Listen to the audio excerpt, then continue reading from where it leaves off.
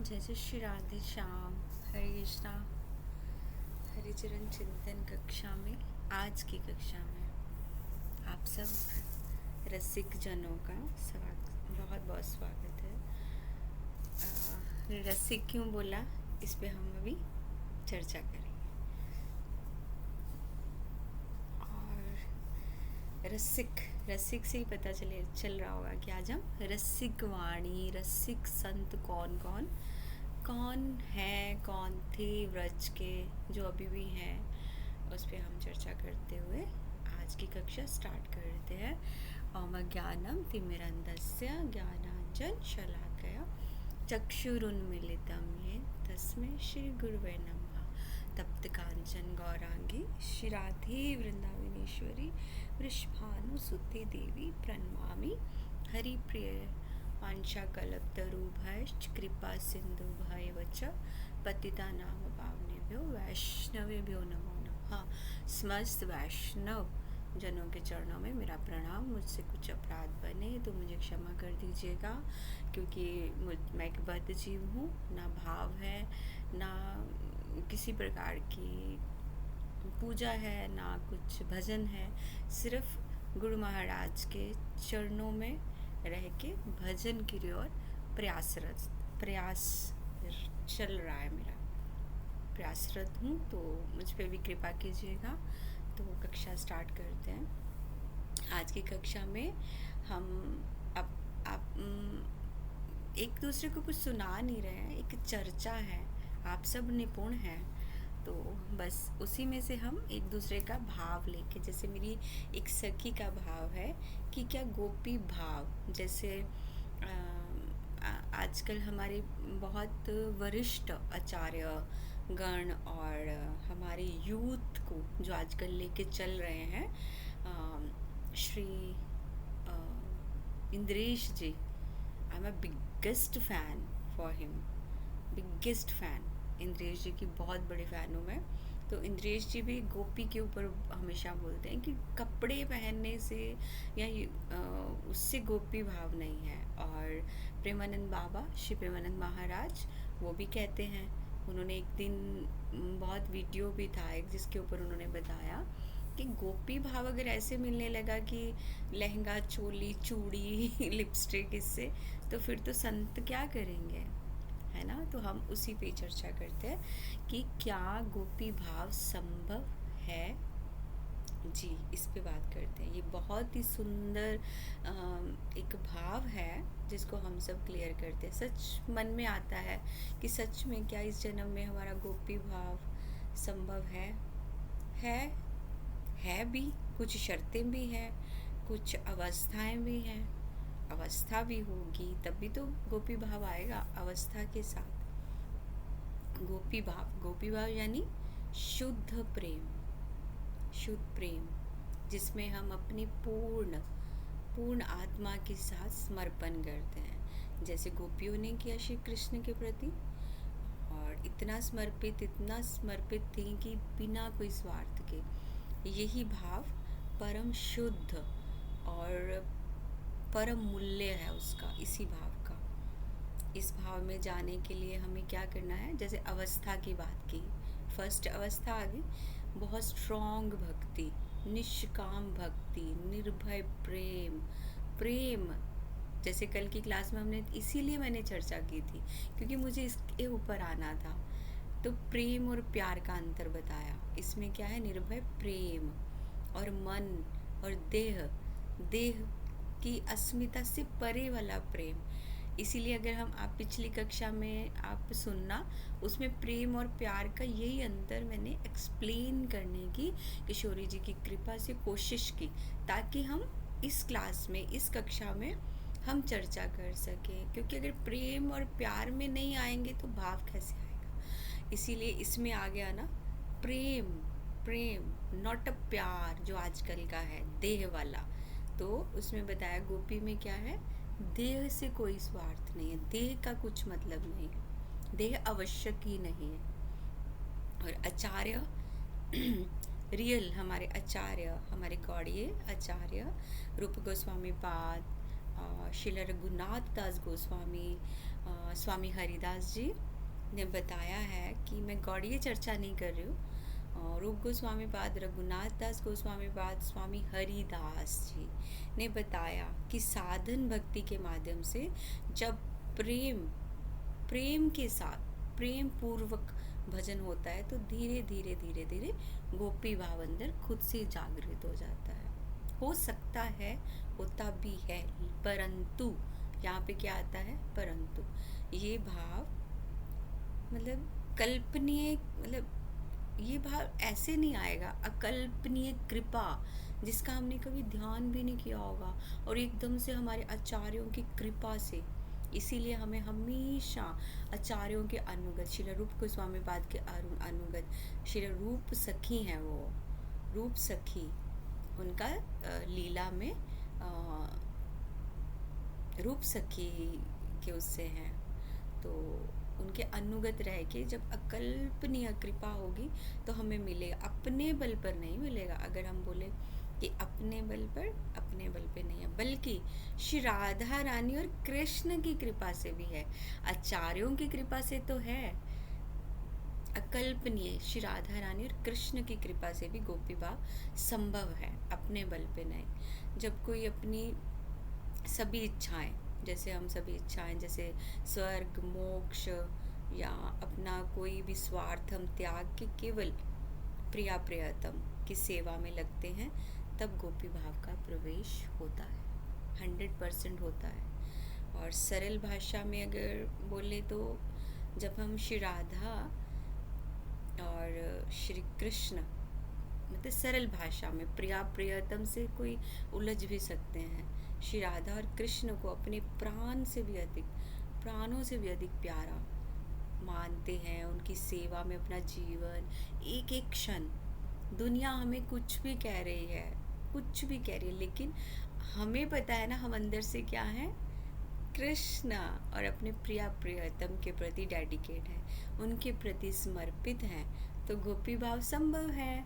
बाहर से दुनिया हमें जैसे मर्जी जज करे, ये तो प्राउडी है, ये तो ऐसे है, थैंक यू सो मच बोलना उन लोगों को और कहिए, क्योंकि अंदर से हम कहाँ, हमारा तार जुड़ा है, जहाँ जुड़ा है वहाँ से हमारा गोपी भाव है।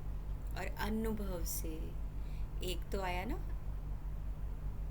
किससे भी आ सकता है, और परंतु भी आया कि कैसे होगा परंतु, और सरल भाषा में कैसे आएगा, और अनुभव से, अनुभव होना बहुत ज़रूरी है। जब मन में विरह, इसका सबसे मेन थिंग है, जब हमें बहुत विरह हो, विरह जैसे सेवा की तीव्रता, जैसे सेवा के लिए, जैसे हम ठाकुर जी की सेवा के लिए, तो मेरी सेवा, मेरी राधा रमन जी की सेवा, मेरी कृष्ण बलराम की सेवा, मेरी राधा श्याम सुंदर की सेवा, सब जगह बस सेवा सेवा सेवा सेवा, नॉट पर्टिकुलर अपने घर का ऑल्टर।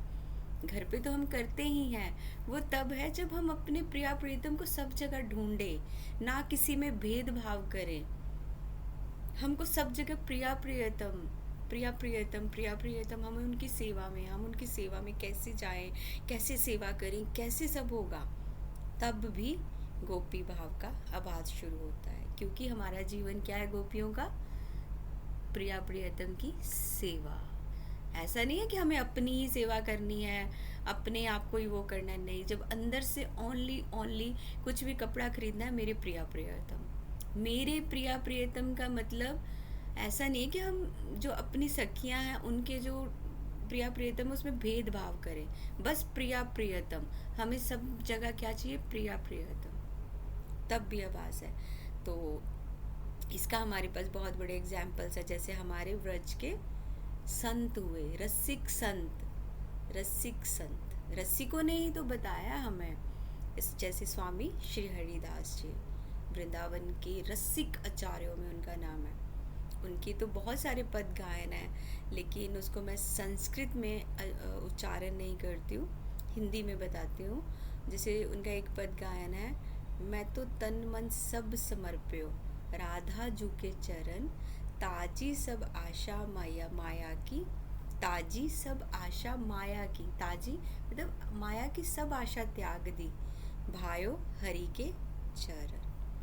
मतलब उसमें उन्होंने एक्सप्लेन किया है कि मैंने तो अपना तन मन धन सब कुछ श्री जी के चरणों में समर्पित कर दिया, माया की सब आशा छोड़ दी, अब तो श्री कृष्ण की एक मैं छोटी सी दासी बन गई हूँ। रसिक संतों में यहाँ उन लोगों के लिए क्लियर है जो स्त्री और पुरुष के भेद में लेके चले हैं। आज भी कही है, मीरा जी की भी हमने कल की क्लास में जो लास्ट कक्षा हुई थी, कल परसों जब भी, मुझे स्मरण नहीं है, उसमें भी हमने यही चर्चा की। मीरा जी ने जब वृंदावन में प्रवेश किया, उन्होंने भी उच्च आचार्यगण को यही बताया, पुरुष और स्त्री का भेद जब खत्म नहीं करोगे तब तक आप भक्ति में आगे नहीं आ सकते। गोपी भाव तो बहुत दूर की बात है, आप संत और ये सब में, लेकिन स्त्री और उसमें भेद में है तो नहीं होगा। आज भी अगर आप किसी पुरुष स्त्री को देख के अगर मन में आता है कि ये कुछ मतलब वैसा बोलना भी गलत है, तो तब आप अभी भक्ति में बहुत पीछे हैं, बहुत पीछे हैं। तो हमने अभी स्वामी हरिदास जी और रसिक संत हमारे रघुनाथ दास गोस्वामी जी, रसिक वैष्णव, श्री राधा रानी के प्रिय सेवक, उनका एक उसमें है श्री विलापा कुसुमांजलि। गुरु महाराज की कृपा से थोड़ा उसको मतलब थोड़ा स्वाध्याय किया था। उसमें उन्होंने बताया कि चाहे राधा रानी मुझे गले लगाएं या त्याग दें, श्री विलाप कुसुमांजलि प्लीज़ अगर आप स्वाध्याय करें ना, आपकी आंखों से अश्रु नहीं रुकेंगे। ये है रसिक संत जिन्होंने ऐसा बोला है कि ऐसा भाव प्रकट किए हैं। हम गोपी भाव कैसे आए, ऐसे आएगा रसिकों को सुन के, रसिकों को स्वाध्याय करके, रसिकों आचार्यों के पथ पे चल के। जैसे उन्होंने बताया कि चाहे राधा रानी मुझे गले लगाएं या मुझे त्याग दे, दर्शन दे या ना दे, वो जैसे भी मुझसे व्यवहार करे, मैं केवल उनकी हूँ, उनके सिवा मेरे प्राणनाथ कोई भी नहीं है।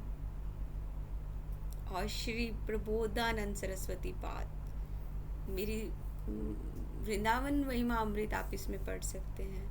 रसिक संत जिन्होंने राधा तत्व के उपासक थे, जिन्होंने हमें बहुत सारे ग्रंथ दिए। प्रबोधानंद सरस्वती पाद का एक ग्रंथ है वृंदावन महिमा अमृत, अगर आप उसको स्वाध्याय करें, आपको एक चीज़ वृंदावन की क्लियर हो जाएगी। आप कभी किसी को ये नहीं कह पाओगे कि वृंदावन से निकल जाओ। आपको उसका अपराध कितने जन्म तक, कई बार होता है ना, हम आपस में कोई वृंदावन, किशोरी जी की कृपा से उनको वास मिला है, लेकिन कई लोग क्या बोलते हैं, उनको गलत जज करते हैं और फिर बाद में बोलते हैं अगर कोई प्रभु जी है। वैसे तो स्त्री पुरुष का भेद खत्म नहीं होगा तब तक आप उसी में रहेंगे कि स्त्री है तो चल जा ना, वृंदावन में क्यों बैठी हो तुम, जाओ अपने पति की सेवा करो। क्यों? क्योंकि वो अभी खुद ही स्त्री और पुरुष के भेद में अटके हुए हैं। जब तक वो वहाँ से नहीं निकलेंगे तब तक ना उनका उद्धार होगा। और मैंने ये बात अपने गुरु महाराज से पूछा था कि लोग ऐसा बोले तो कैसा हमें आंसर करना चाहिए।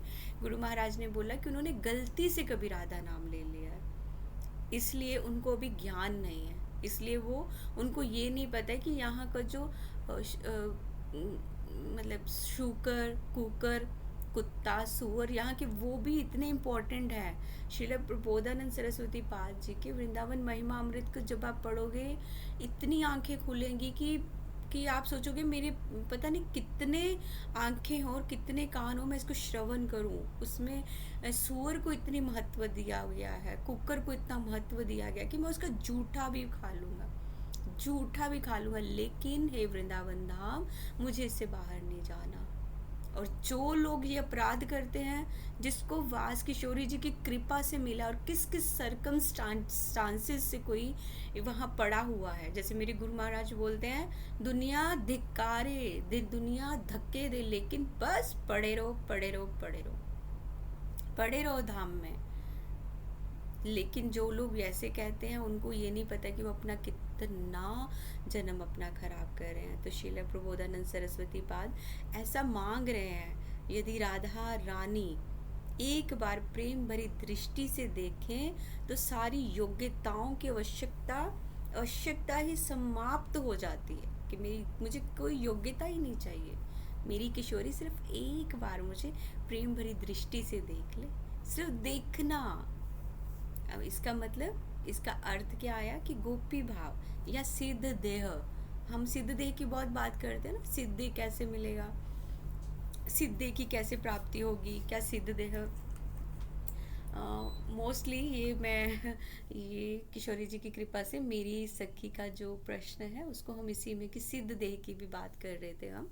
तो सिद्ध देह की प्राप्ति कैसे होगी, ऐसे ही सिद्ध देह की होगी, ऐसे ही गोपी भाव की होगी। गोपी भाव या सिद्ध देह की प्राप्ति किसी पुरुषार्थ से नहीं होती है, राधा रानी की कृपा दृष्टि से। ऐसे थोड़ी ना बोलते हैं किशोरी एक कृपा की दृष्टि कर दो। इंद्रेश जी के एक पद गायन करते हैं इसके ऊपर, बहुत अच्छा वो है, मेरे को लेकिन स्मरण नहीं है, मेरे को स्मरण नहीं है। बहुत अच्छा है किशोरी, अगर आपकी एक कृपा हो जाए, कृपा दृष्टि, देखो उनकी दृष्टि से ही गोपी भाव भी मिल जाएगा। यहाँ सिद्ध दे के लिए हम दिन रात बैठ के भजन कर रहे हैं, मन में क्या है, सिद्ध दे सिद्ध दे सिद्ध दे, तो वो तो कृपा से मिल जाएगी। और हमारे फोर्थ रसिक संत कौन हुए, श्री अनंत दास बाबा जी महाराज, नित्य लीला प्रविष्ट रसिक संत। उन्होंने मतलब बहुत रसिक संत है, एक नहीं है। गोपाल होने का अर्थ है, गोपाल मतलब गोपी, गोपी होने का अर्थ उन्होंने बताया कि गोपी होने का क्या अर्थ है, उन्होंने अपनी वाणी में समझाया। सबका अपना अपना भाव है। गोपी होने का अर्थ है कि अपने अस्तित्व को पूर्ण समर्पित कर देना, अस्तित्व को पूर्ण पूर्ण पूर्ण समर्पित कर देना, कुछ बाकी नहीं रह जाए, कुछ शेष नहीं रह जाए, बस समर्पण। हर भाव, हर विचार, सब जो भी सोच है किशोरी के लिए, जो भाव है किशोरी के लिए, जो चीज़ है किशोरी के लिए, और सिर्फ प्रिया प्रियतम के चरण, बस उनमें अपने आप को रख देना। फिर उसमें कुछ भी सांसारिक चीज़ें नहीं आए। कौन सा ग्रस्त मुझे नहीं पता, सब समर्पण। बस एक किशोरी की कृपा दृष्टि चाहिए, सिद्ध दे और गोपी भाव। श्री अनंत दास बाबा जी महाराज और श्री हित हरिवंश महाप्रभु जी, उनको कभी नहीं, मुझे किसी पर्टिकुलर एक संप्रदाय पे मैं बात नहीं कर रही हूँ, मुझे किशोरी जी की कृपा से सभी संप्रदाय के जो रसिक संत हुए मैं उन पे बात कर रही हूँ कि उन्होंने, हित हरिवंश महाप्रभु जी राधा वल्लभ संप्रदाय के आदि आचार्य हैं।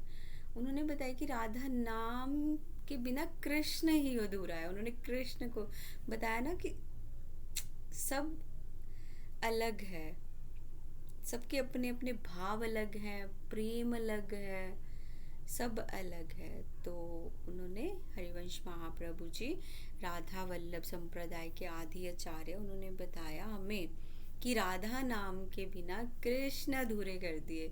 जो राधा को पता है वही कृष्ण को पता है। मतलब उनका कहने का भाव ये है कि गोपी भाव में जो साधना करने के लिए राधा रानी के अन्य भक्ति की मूल है, अनन्य भक्ति जो है ना, जो मूल क्या है। जब हमें गोपी भाव चाहिए तो हम सोचते कृष्ण, नहीं, गोपी भाव की मूल कौन है, किशोरी जी। तो राधा नाम के बिना कुछ नहीं है, ऐसा है। तो सिद्ध देह क्या है, थोड़ा सा इसके ऊपर एक्सप्लेन कर देती हूँ। माता जी के डबल क्वेश्चन है पर मैंने थोड़ा किया है। अब सिद्ध है क्या, उन्होंने बोला कि सिद्ध है क्या, आता है मन में ना, सिद्ध क्या है। रसिक संतों ने हमें इतना बताया, रसिक संतों ने तो सिर्फ यही बताया कि अपने आप को समर्पण कर दो, और एक किशोरी की दृष्टि, कृपा दृष्टि से हमें सिद्ध देह शिव और गोपी भाव सब मिल जाएगा। First we have to surrender our self to प्रिया प्रियतम के चरणों में। ऐसे नहीं रहना पड़ेगा ना, पहले तो सरेंडर करना पड़ेगा। अब ये तो नहीं है कि हमें ये भी चाहिए, वो भी चाहिए, वो भी चाहिए। तो धाम में कोई वास कर रहा है, आप उसके लिए अपशब्द बोल रहे हो, आप ऐसा कर रहे हो। सबसे पहले वृंदावन धाम के प्रति रिस्पेक्ट, तब तक कुछ नहीं मिलेगा। और सिद्ध देह, अब हम सिद्ध देह पे थोड़ा सा बता देती हूँ कि सिद्ध देह क्या है। सिद्ध देह मतलब सिद्धे का मतलब है अपना नित्य रूप। नित्य रूप मतलब जो हमारा शरीर छोड़ने के बाद गोलोक धाम में जाके जो हमारा रूप होगा, जो हमारी सेवा होगी, वो क्या है?